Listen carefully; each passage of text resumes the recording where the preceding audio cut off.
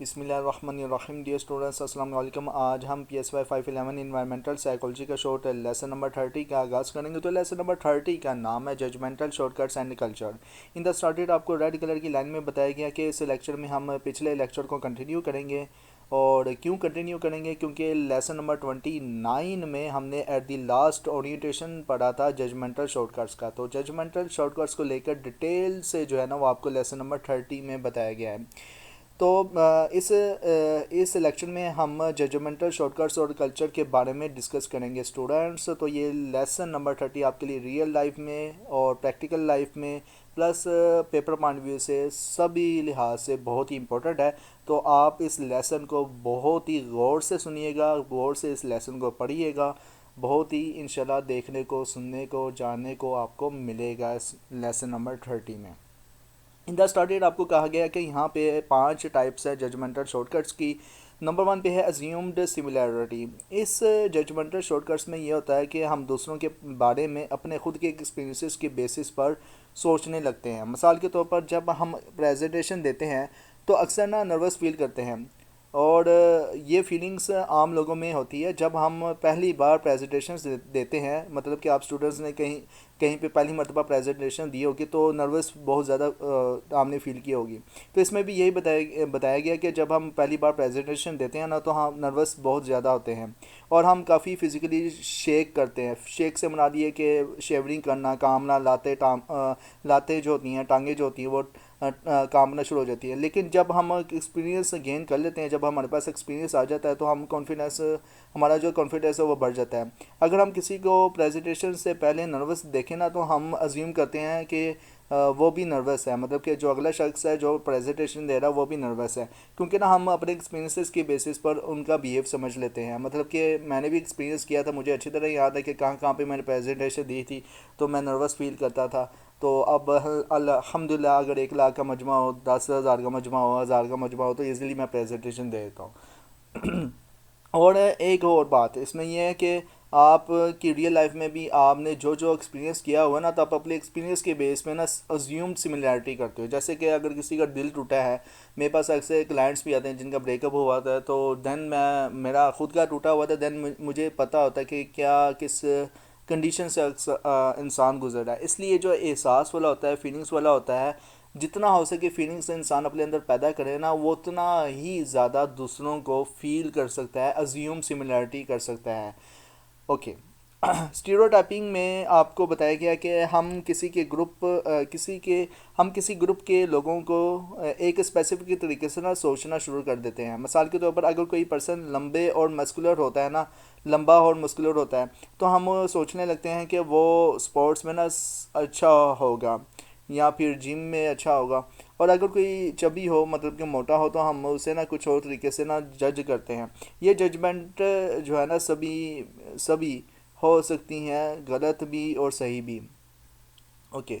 Hello facts में आपको बताया गया कि हम एक शख्स की एक अच्छी करेक्टरिस्टिक्स देख कर ना, हम एक शख्स की अच्छी करेक्टरिस्टिक्स एक ही हमने देखी है तो देख कर ना हम ये सोचना शुरू कर देते हैं कि उस शख्स की हर चीज़ अच्छी होगी। ये हेलो इफेक्ट होता है। मिसाल के तौर पर first impression is a last impression. हम ये हेलो इफेक्ट में ही आता है कि जिसने फ़र्स्ट टाइम ही प्रेजेंटेशंस किया, फ़र्स्ट टाइम उसके जो इंप्रेशंस था गलत है तो तमाम ज़िंदगी उसका इंप्रेशन गलत होगा। एक्चुअल में ऐसा नहीं होता। इंसान को इसको फर्स्ट इंप्रेशन से जज नहीं करना चाहिए, वरना फिर ये हेलो इफेक्ट में आ जाएगा। मिसाल के तौर पर अगर एक इंटरव्यूअर में ना इंटरव्यूअर को मतलब कि जो इंटरव्यू लेने वाला है ना, वो इंटरव्यू के दौरान उसको ना एक शख्स की टाई का कलर अच्छा लगता है तो क्या करता है कि वो ना ये सोचता है कि ये पर्सन मटेरियलिस्टिक होगा और कंपनी के लिए ना अच्छा नहीं होगा। मतलब कि टाई का कलर ही उसे अच्छा लगा, लेकिन ये है कि उसने जज कर लिया है, शॉर्टकट जजमेंटल कर लिया है हेलो इफेक्ट को लेकर कि यार इसकी जो टाई है ना ये अच्छी है लेकिन ये मटेरियलिस्टिक है। मतलब कि ये मटेरियल्स को लेकर, अपनी प्रेजेंटेशंस को लेकर ठीक है, लेकिन ये ओवरऑल जो है वो कंपनी के लिए ठीक नहीं है। सेल्फ फुलफिलिंग प्रोफेसी में आप स्टूडेंट्स को बताया गया कि जब हमारे बिलीव्स या एक्सपेक्टेशंस किसी शख्स के बिहेवियर्स को इन्फ्लुएंस करते हैं ना तो इसे ना सेल्फ फुलफिलिंग प्रोफेसी कहा जाता है। और ये बिलीफ सिस्टम है। सेल्फ फुलफिलिंग प्रोफेसी जो है ना ये किस्म का बिलीफ सिस्टम है। आप इसकी थ्योरी निकाल कर पढ़ लीजिएगा, लीजिएगा, देख लीजिएगा।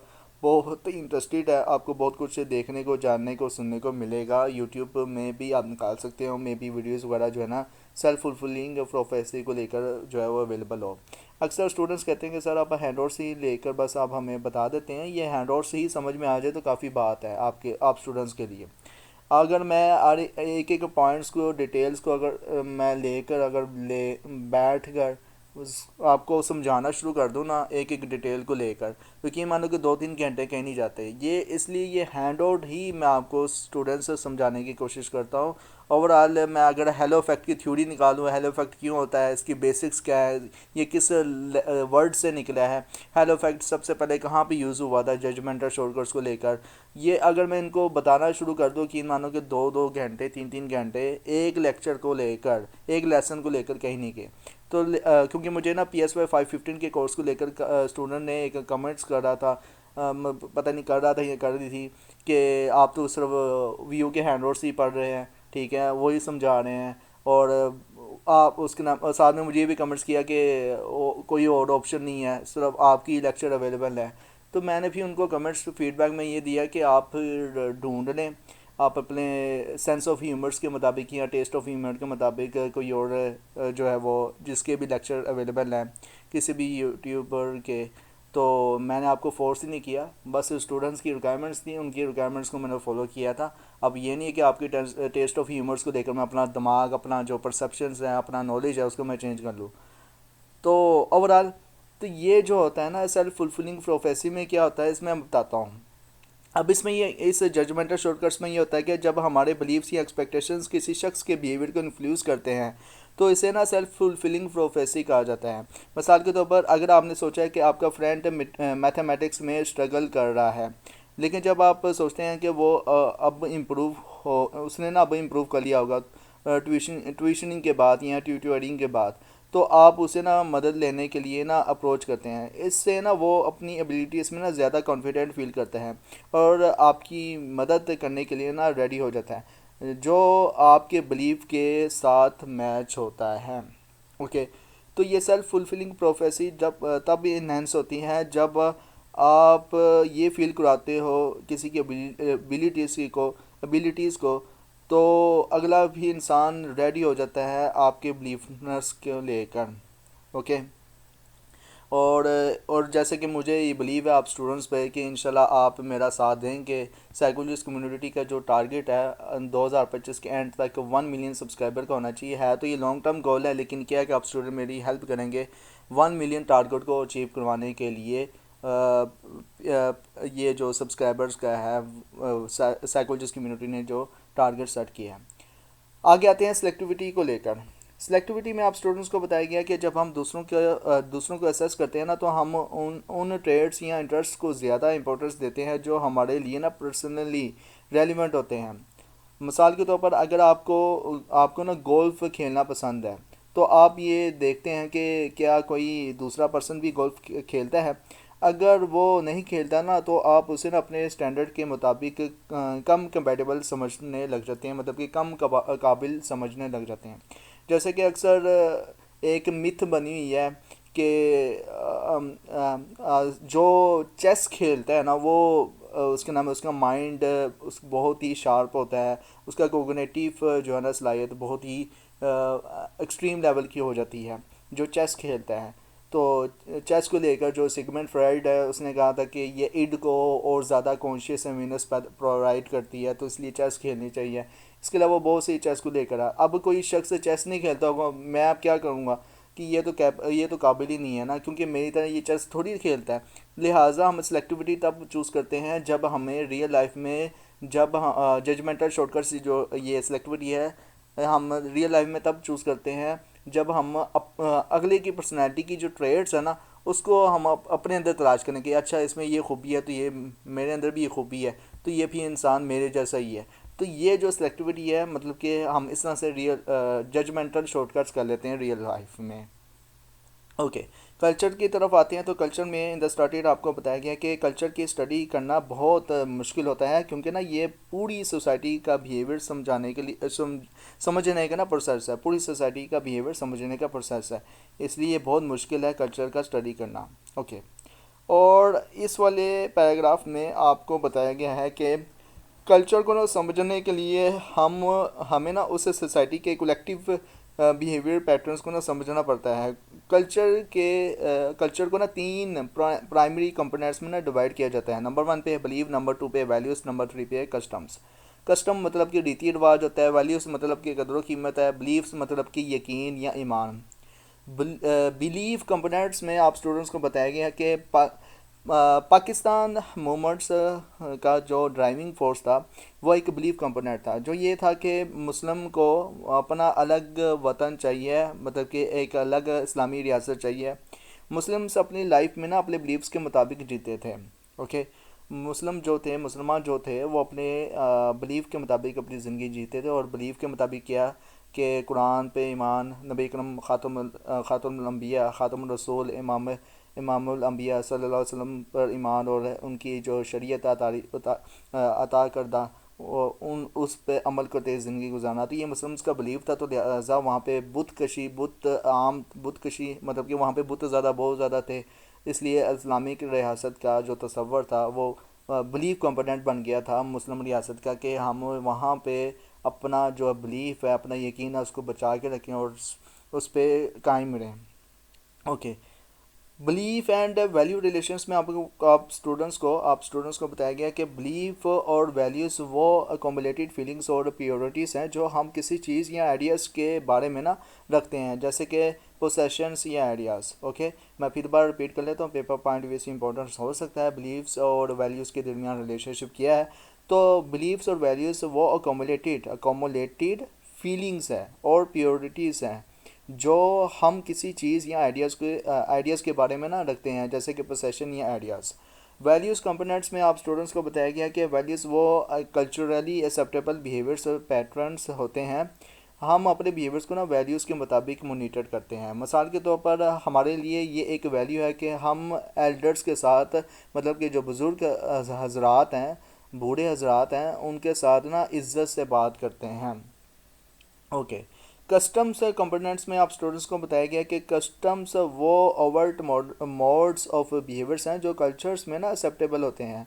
और ये ना वो बिहेवियर्स हैं जो लोग रोज़ाना अपनी रूटीन लाइफ में फ़ॉलो करते हैं। मिसाल के तौर पर एल्डर्स के साथ इज़्ज़त से बात करना हमारा रीति रिवाज है, ठीक है। तो मतलब कि बुज़ुर्ग हजरात के साथ बात करना ये एथिक है और हमारा रीति रिवाज है, जो भी है। अच्छा। How culture is learn, culture को सीखना कैसे सीखा जाता है।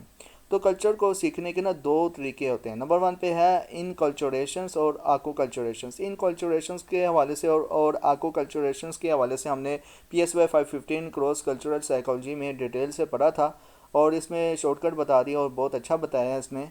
तो इन कल्चरेशंस में बताया गया कि अपने कल्चर को सीखना इन कल्चरेशंस कहलाता है। अपने कल्चर को समझना हमारी एडजस्टमेंट को ना आसान बनाता है।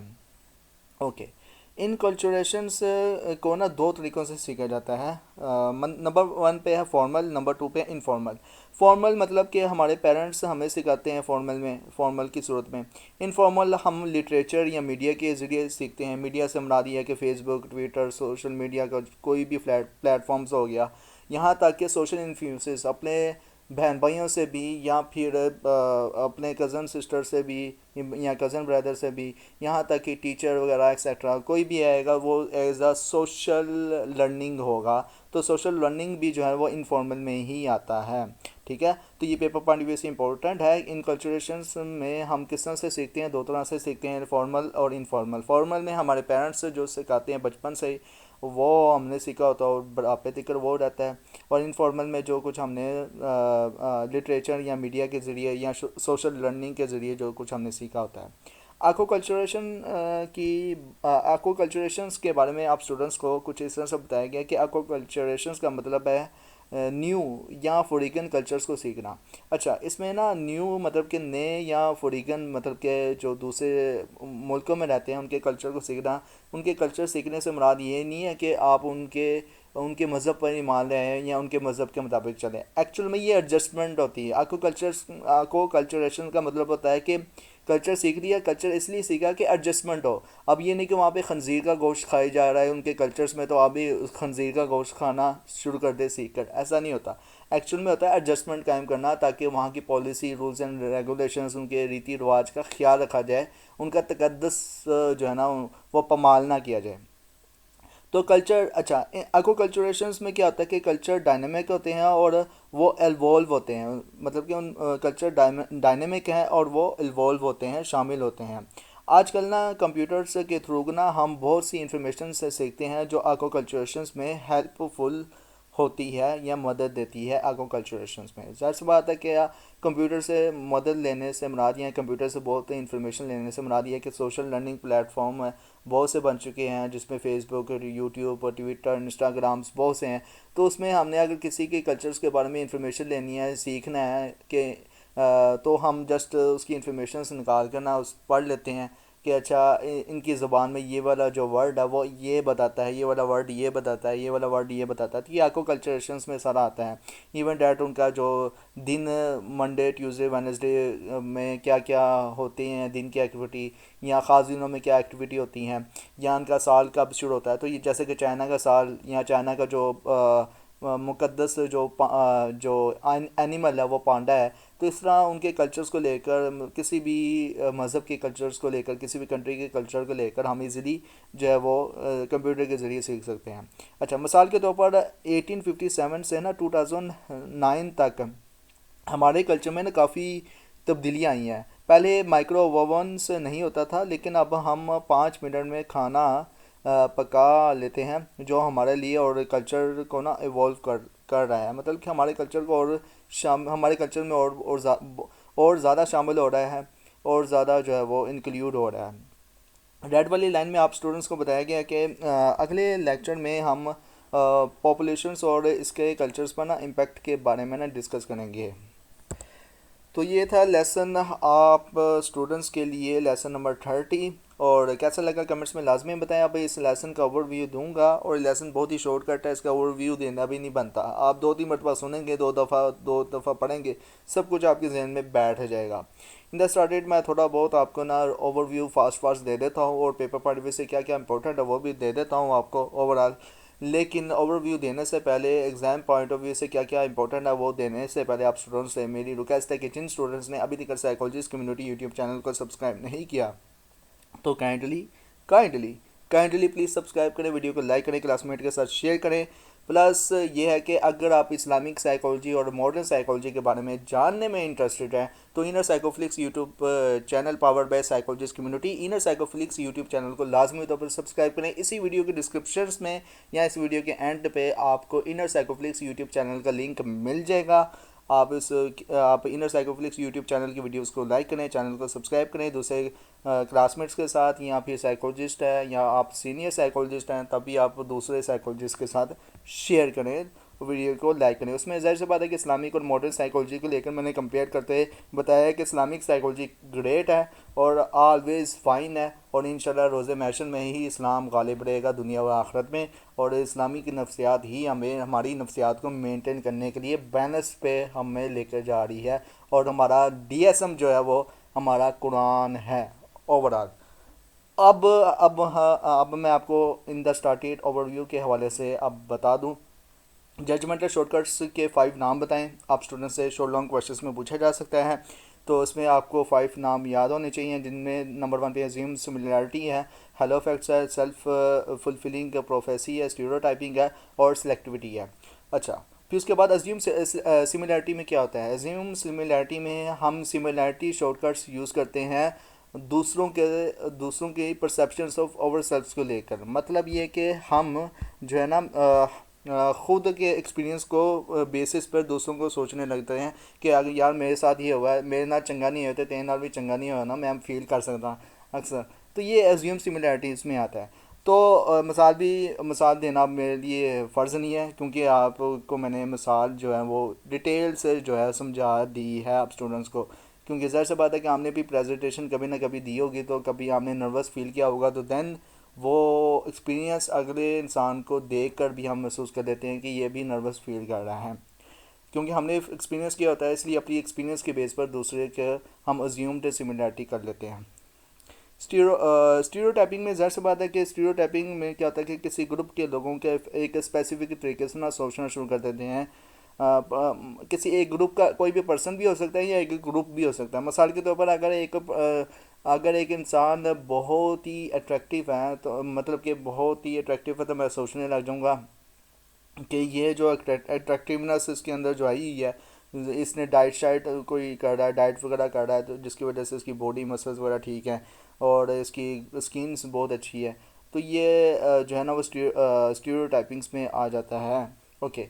हेलो इफेक्ट में ज़ाहिर सी बात है। अच्छा, स्टीरियोटाइपिंग में आमतौर पर ना ज़्यादातर ग्रुप को, number of group of people को ही देखा जाता है। मतलब ये कि शेख हजरात, अगर मतलब कि शेख क्यों मशहूर हैं, क्योंकि वो शेख ही करते हैं, तो इसलिए हम जब भी कहते हैं ना शेख होंगे ना कंजूस। इसी तरह जट बरादरी को, इसी तरह जो है वो बट बरादरी को हम कहते हैं कि ये ऐसे हैं। इसी तरह अराई वसाना खई, ठीक है, सियालकोटी एक्सेट्रा एक्सेट्रा। तो हम नंबर ऑफ़ ग्रुप को ना उनके मतलब कि बैड बुरे लेवल से ना हम उनको पहचानते हैं। और ये हमारा देखिए नसी ख्यालात बन जाता है, जिसकी वजह से क्या होता है कि ये स्टीरियोटाइपिंग में काउंट होता है। पेपर पॉइंट भी इंपॉर्टेंट है, वैसे बहुत बहुत इंपॉर्टेंट है, क्योंकि आपने कई दफ़ा स्टीरियोटाइपिंग दूसरे साइकोलॉजी के कोर्सेज में भी पढ़ा होगा। स्टीरियोटाइपिंग को अब मैं छोड़ता हूँ, हेलो फैक्ट की तरफ आता हूँ। डेफिनेशन बहुत इंपॉर्टेंट है। और फर्दर यह है कि सेल्फ फुलफिलिंग प्रोफेसी, ये भी बहुत इंपॉर्टेंट है। सिलेक्टिविटी को देखा जाए तो ये भी बहुत इंपॉर्टेंट है ही। सारे पाँच जो है ना बड़े इंपॉर्टेंट हैं। कल्चर में ज़ाहिर सी बात है कि कल्चर के प्राइमरी कंपोनेंट्स कौन कौन से हैं। बिलीफ है, वैल्यूज़ है, कस्टम्स है। बिलीव्स कंपोनेंट्स किस बेस पर काम करता है, ये ड्राइविंग फोर्स जो है ना इस बेस पर काम करता है। और बिलीफ एंड वैल्यूज़ का रिलेशनशिप क्या है, ये वैल्यूज़ जो होती हैं ये अकोमोलेटेड फीलिंग्स एंड प्योरिटीज़ पे इनका आपस में जो है रिलेशनशिप होता है बिलीव्स एंड वैल्यूज़ का। ओके। वैल्यूज़ कंपोनेंट्स का जो मतलब कि इसका जो बेसिक पैटर्न क्या है, ये एक्सेप्ट करता है बिहेवियर पैटर्न्स को लेकर कल्चरल के मुताबिक। तो ये पेपर पॉइंट भी इसकी डेफिनेशन इंपॉर्टेंट है। अगर आप यहाँ से ज़्यादा लंबी चौड़ी डेफिनेशन याद नहीं रख सकते, तो values are culturally accepted behaviour patterns, बस इतना से याद करने तो देन आपका काम चल जाएगा। कस्टम्स कंपोनेंट्स के लिए ज़ाहिर सी बात है कि आपको जो है ना ये है अप्रूव करता है acceptable ways of behaviour specific situations को लेकर। उसके बाद हम कल्चर को किस तरह से सीखते हैं, इनकल्चरेशंस हैं और आको कल्चरेशंस हैं। बहुत ही आसान है, आप एक दो दफ़ा पढ़ेंगे आपको समझ में आ जाएगा। वैसे भी आपने सुन लिया है तो ईज़िली आपको समझ में आ गया होगा ओवरऑल। तो इंशाल्लाह मिलते हैं नेक्स्ट लेक्चर में। Till then thank you so much. Allah हाफिज़।